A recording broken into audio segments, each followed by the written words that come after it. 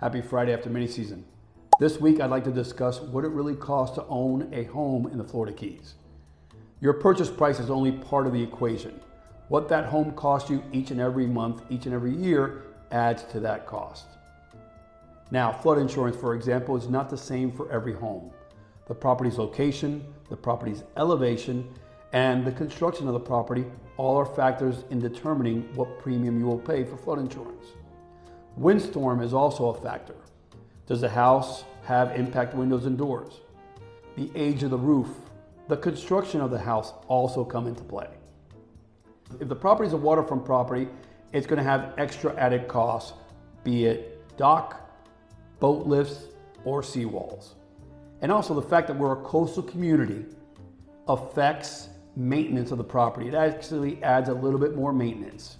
Light fixtures, HVAC units, air conditioning units, all are affected slightly bit more here.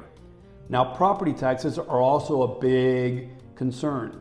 Most people don't realize that property taxes increase after your purchase. Luckily, here in the Florida Keys, our property taxes are cheaper than in most of South Florida. Usually you can expect to pay about 1% of your purchase price in property taxes. Now, all those factors add to your actual purchase price of a home. My experience as a financial consultant, more than 25 years in real estate, and also the fact that I have a contractor's license helped me evaluate the total cost of a home for a customer and better suit their purchase to their needs. By the way, the video that you just watched, that home will be open this Saturday, August 1st from 1 p.m. until 5 p.m. The address is 119 Primrose Lane in Layton, Florida.